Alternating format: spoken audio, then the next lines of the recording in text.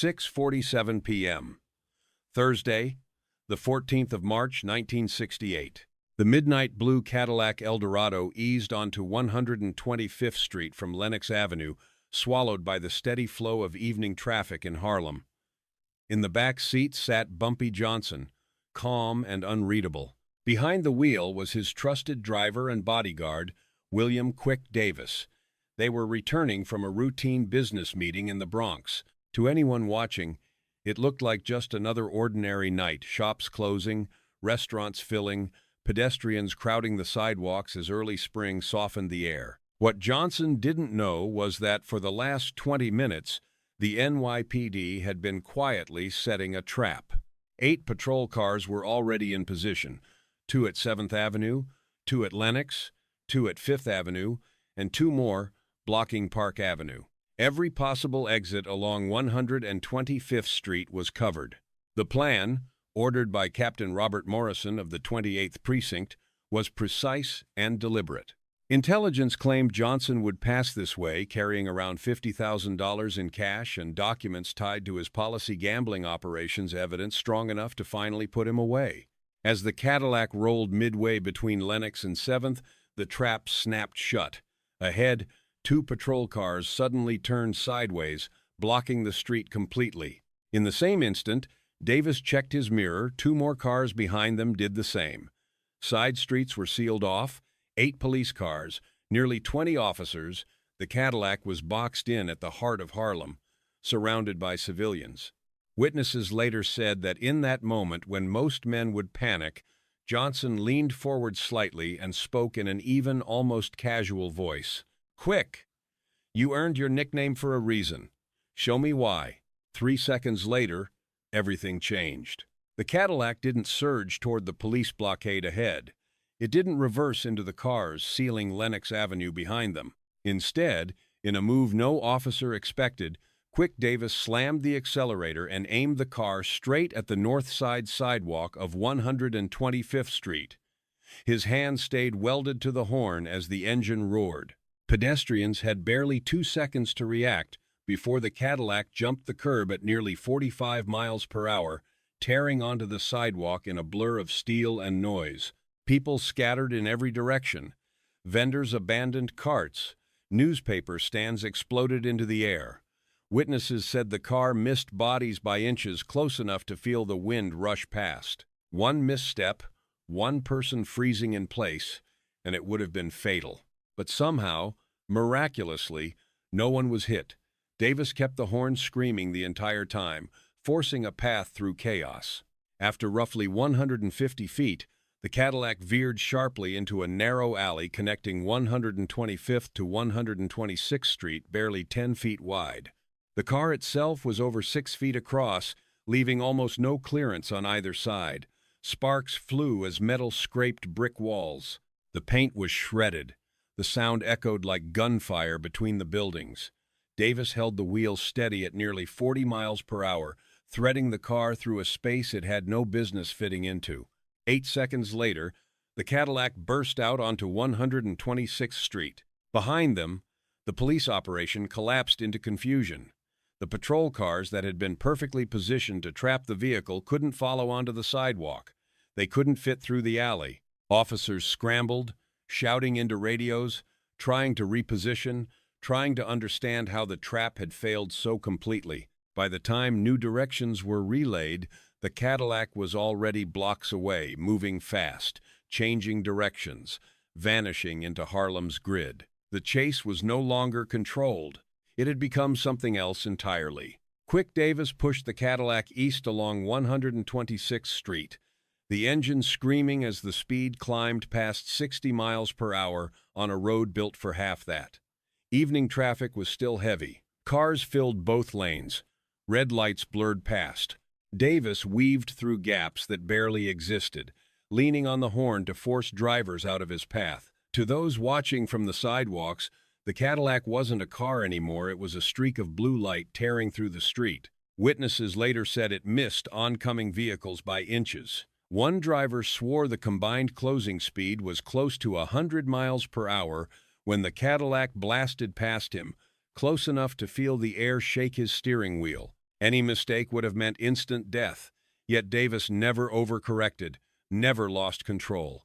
He drove with a precision that felt almost impossible under those conditions. 3 NYPD patrol cars managed to break free of the chaos and give chase. Sirens wailed behind them as officers shouted updates over the radio, calling for backup and new roadblocks. At 7th Avenue, Davis made a decision that tested the limits of physics. He cut the wheel hard to the right, tires shrieking as the Cadillac slammed into the turn. For a split second, the car lifted onto 2 wheels. Smoke poured from the tires. Spectators gasped, convinced it was about to flip. It didn't. The Cadillac slammed back down and rocketed south. Behind it, the pursuing police cars tried to follow at the same speed. They couldn't. One patrol car spun completely out of control, rotating in the middle of the intersection before crashing into a parked delivery truck. Another locked its brakes mid-turn and skidded straight into a traffic light pole, its front end crumpling on impact. Only one police car survived the turn and stayed in the chase. In a matter of seconds, the pursuit had gone from 8 patrol cars to 1. The rest were wrecked, blocked, or hopelessly out of position. But something else was happening now. The sirens, the crashes, the sight of the Cadillac flying past Harlem was waking up. Word spread fast. People poured out of buildings and storefronts, realizing who was being chased and where the chase was headed. This was no longer just a man running from the police. The neighborhood was starting to choose sides. By the time the chase cut back toward the heart of Harlem, it was no longer just police versus a fleeing Cadillac. The neighborhood knew what was happening. Sirens echoed between buildings. Flashing lights reflected off storefront windows.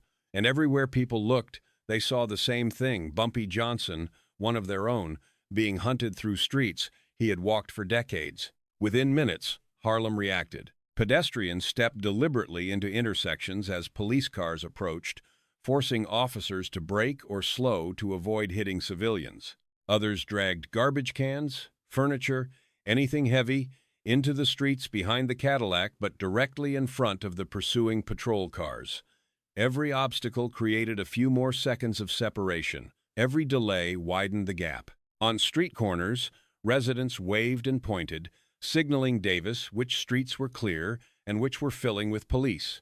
Some ran alongside the moving Cadillac, shouting directions, warning of roadblocks ahead. When officers stopped to ask bystanders which way the car had gone, fingers pointed the wrong direction, south instead of north, east instead of west, sending police units racing down empty streets while the Cadillac disappeared the other way. There was no central plan, no leader. It was spontaneous, instinctive cooperation. People understood without being told. This was their neighborhood, and outsiders were trying to take someone Harlem had decided to protect. Store owners stood in doorways, watching the chase unfold like a live broadcast. An elderly woman dropped her grocery bags directly in front of a police car, oranges rolling across the pavement as she bent down slowly to pick them up, forcing the cruiser to stop. Young men pushed a broken-down car into an intersection, blocking it completely. Laughter, shouting, sirens, cheering it all blended into a single, chaotic roar. This was March 1968. Harlem was already tense, already angry, already on edge. Civil rights struggles were boiling over. Dr. Martin Luther King Jr. would be assassinated in less than 3 weeks. The chase became something bigger than escape. It became an act of resistance. For the NYPD, control was slipping fast. For Harlem, the streets belonged to them. As Quick Davis drove south, the chase began circling back toward where it had all started. Ahead lay 125th Street, the same stretch where the NYPD had first tried to box them in. Police reinforcements were flooding the area now. Radios crackled with overlapping commands. Roadblocks were being set up faster than officers could coordinate them. The pursuit had already stretched far beyond anything planned, and every passing minute increased the risk of disaster. At the intersection of 7th Avenue and 125th Street, Davis made a move that stunned everyone watching. Instead of avoiding police presence, he turned directly onto 125th Street and accelerated. The street was packed.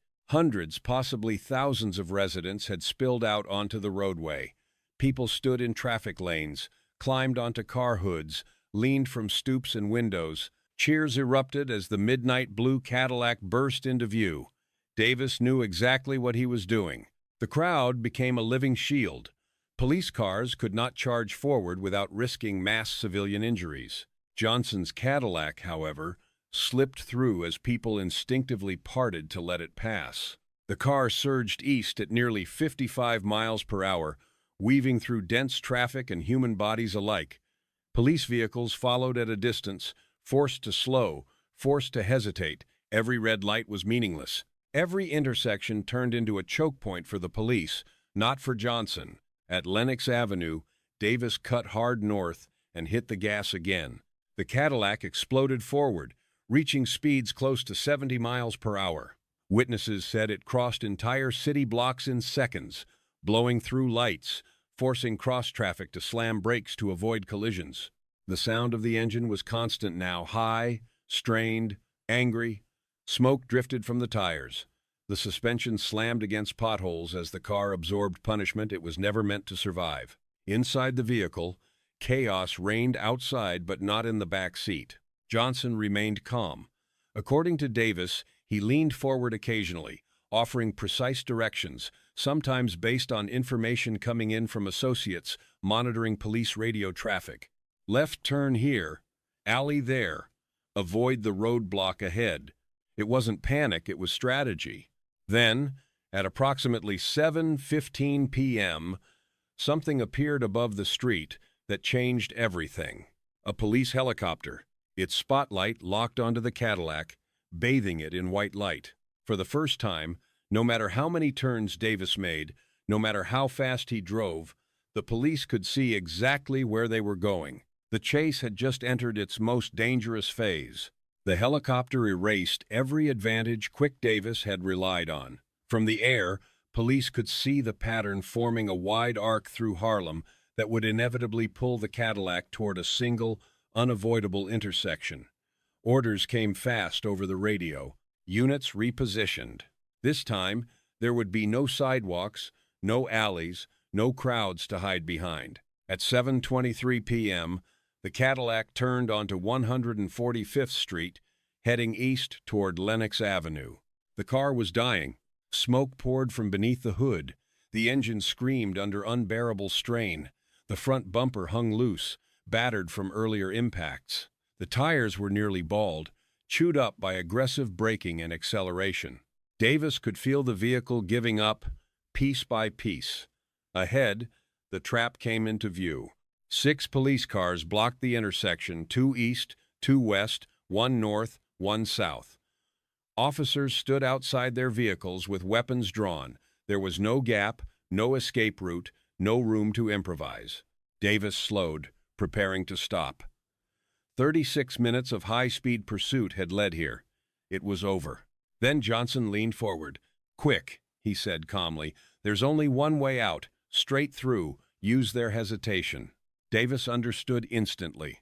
The officers weren't authorized to shoot unless they believed their lives were in immediate danger. If he drove directly at them fast enough, they would have to choose, stand their ground and be hit, or dive out of the way. It was playing chicken with armed police. Davis floored the accelerator.